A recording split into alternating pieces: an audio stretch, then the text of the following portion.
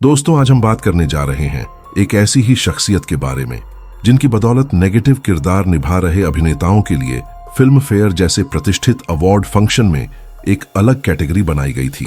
जी हां, आपने सही पहचाना। आज बात हो रही है पर्दे पर अपने हाव भाव से खौफ पैदा करने वाले बॉलीवुड के ढाकड़ विलन सदाशिव अमृतपुर जी की। सदाशिव ने एक से बढ़कर एक आइकॉनिक किरदार बॉलीवुड को दिए हैं जिन पर सिनेमा जगत गर्व कर सकता है। अपने नेगेटिव किरदार और शानदार डायलॉग डिलीवरी के चलते सदाशिव एक काबिल कलाकार के रूप में जाने गए। उन्होंने कभी अपने काम से समझौता नहीं किया। उनका रुझान केवल अभिनय में ही नहीं बल्कि सामाजिक कार्यों में भी था। तो आइए जानते हैं कि कैसे एक ऑटो ड्राइवर का बेटा बना बॉलीवुड फिल्मों का मशहूर विलेन। हमारे सदाशिव जी का असली नाम गणेश कुमार था। ये मूल रूप से अहमदनगर के रहने वाले थे। इनका जन्म 11 मई सन 1950 को महाराष्ट्र के अहमदनगर शहर में हुआ था। सदाशिव अमरपुरकर के पिता एक ऑटो ड्राइवर थे। अपनी स्कूलिंग के दौरान सदाशिव को स्पोर्ट्स में काफी दिलचस्पी थी, पर अपने कॉलेज लाइफ में उनकी रुचि एक्टिंग की ओर हो गई। कहते हैं कि अपने कॉलेज में एक ड्रामा में उन्होंने एक हत्यारे की भूमिका निभाई थी। इस भूमिका के लिए उन्हें बहुत सराहा गया और पहला पुरस्कार भी मिला। इस तरह सदाशिव का रुझान अभिनय जगत की ओर हुआ। कॉलेज के साथ साथ ही वह थिएटर में काम भी करते थे। कहते हैं जीवन के शुरुआती दिनों में सदाशिव की कोई नियमित कमाई नहीं थी। वो बस थिएटर में काम करके खुश थे और वाकया ऐसा हुआ कि सदाशिव केस गैर जिम्मेदाराना हरकत पर उनके पिताजी को काफी गुस्सा आया। इस बात पर उन्होंने सदाशिव की पिटाई भी कर दी और अपने जिद के पक्के सदाशिव ने भी अपनी बात पिताजी को कह डाली कि एक्टिंग छोड़कर उनसे कोई और दूसरा काम कभी नहीं होगा। धीरे धीरे सदाशिव ने नाटकों में काम करके पैसे कमाए। उसी दौरान उनका मुंबई आना हुआ। उस वक्त उन्होंने कन्यादान नाम के एक नाटक में काम किया था। यह नाटक मशहूर स्क्रिप्ट राइटर विजय तेंदुलकर ने लिखा था। इसी दौरान विजय ने सदाशिव से पूछा कि मैं एक फिल्म के स्क्रिप्ट पर काम कर रहा हूँ, एक रोल है क्या, तुम करोगे? जिसके जवाब में सदाशिव ने बोला बिल्कुल करूंगा। उनकी रजामंदी के बाद विजय तेंदुलकर ने फिल्म के प्रोड्यूसर गोविंद निहलानी से सदाशिव की मीटिंग तय करवा दी। गोविंद निहलानी ने उनके ड्रामे में उनका अभिनय देखा था, जिससे खुश होकर देव ने अपनी फिल्म अर्ध सत्य में कास्ट किया। इस फिल्म में सदाशिव को मिला किरदार था रामा शक्ति का। इस फिल्म में मंझे हुए कलाकार थे जैसे कि ओम पुरी साहब, अमरीश पुरी इत्यादि। एक इंटरव्यू में ओम पुरी ने यह तक कह दिया था कि भले ही फिल्म में मैं पुलिस वाले के किरदार में था, पर सदाशिव की एक्टिंग देखकर मुझे जलन होने लगी थी। उन्होंने सदाशिव के किरदार को अपने किरदार के ऊपर हावी पाया।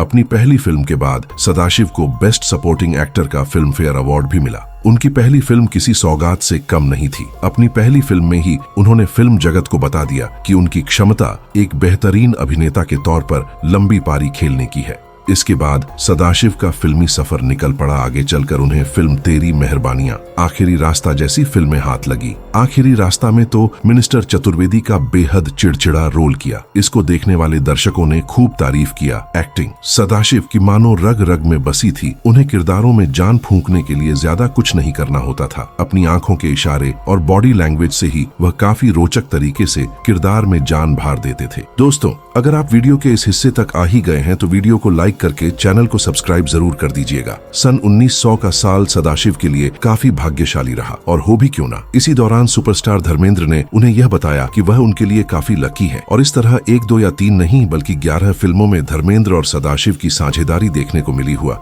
ये था कि धर्मेंद्र अपने फिल्मी सफर के पथरीले दौर से गुजर रहे थे। उनकी फिल्में फ्लॉप हो रही थी। तब आई फिल्म हुकूमत। इसमें काफी समय बाद धर्मेंद्र का जलवा बॉक्स ऑफिस पर कायम किया था। साल 87 की यह सबसे ज्यादा कमाई करने वाली फिल्म बनी। आगे चलकर सदाशिव ने श्याम बेनेगल की टीवी सीरीज भारत एक खोज में भी काम किया। इस सीरीज में उन्होंने महात्मा जी ज्योतिराव फूले जी का किरदार निभाया था। उन्होंने रात से स्वराज नाम की टीवी सीरीज में भी काम किया, जिसमें उन्हें बाल गंगाधर तिलक का किरदार मिला। इसके शानदार एक्टिंग के लिए सदाशिव की काफी सराहना हुई थी। सदाशिव के फिल्मी कैरियर में जो फिल्म मील का पत्थर साबित हुई वो थी सड़क। इस फिल्म ने उन्हें नकारात्मक किरदारों का बेताज बादशाह बना दिया। सड़क के हीरो थे संजय दत्त और अभिनेत्री थी पूजा भट्ट। इस फिल्म में सदाशिव ने महारानी का किरदार अदा किया था। मां रानी नामक इस किरदार के बहुत से रंग थे। पहले तो ये एक ट्रांसजेंडर का किरदार था जो कि कोठा चलाता और गुनाहों का बेताज बादशाह था। उन दिनों महेश भट्ट को इस दमदार रोल के लिए एक बेहतरीन एक्टर की तलाश थी, जो कि सदाशिव पर खत्म हुई। किसी ने महेश भट्ट को सदाशिव का नाम सुझाया था।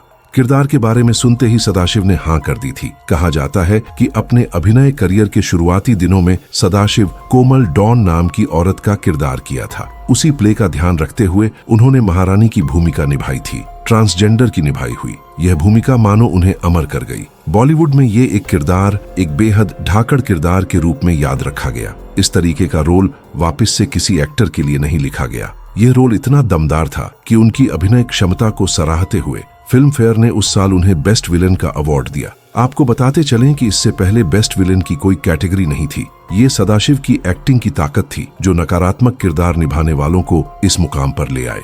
इस नॉमिनेशन को सदाशिव ने अमरीश पुरी, दैनिक रजा मुराद जैसे दिग्गजों को हराकर जीता था। सदाशिव ने फिल्मों में कॉमेडी भी की थी, जैसे कि कुली नंबर 1, हम है कमाल के फिल्म। आखिर में सन 2000 के आते आते उनका करियर ढलने लगा था। उन्होंने अपना रुख मराठी सिनेमा की ओर भी किया था। सदाशिव के करियर की सारी महत्वपूर्ण फिल्मों को एक साथ देखे तो वो है सड़क, आघात, नासूर, कालचक्र, गुड्डन, खतरों के खिलाड़ी, दाना पानी, आखिरी बाजी, गोला बारूद, आवारागर्दी, काफिला, जय हिंद जैसी कई बड़ी फिल्में अपने अभिनय के दम पर हिट करी थी। इसके अलावा सदाशिव सामाजिक कार्यों में भी रुचि रखते थे। वह महाराष्ट्र में सूखा पड़ने पर पानी बचाओ अभियान से भी जुड़े थे। 2014 की फिल्म बॉम्बे टॉकीज सदाशिव की आखिरी फिल्म थी जिसमें वह कैमियो करते नजर आए। अगर बात करें इनकी निजी जिंदगी के बारे में तो सदाशिव का परिवार लाइमलाइट से दूर ही रहता था। परिवार में उनकी पत्नी सुनंदा कर्मकार और 3 बेटियां हैं। सदाशिव की शादी काफी कम उम्र में हुई थी। बात सदाशिव के अंतिम दिनों की करें तो शारीरिक तौर पर वह काफी कष्ट में थे।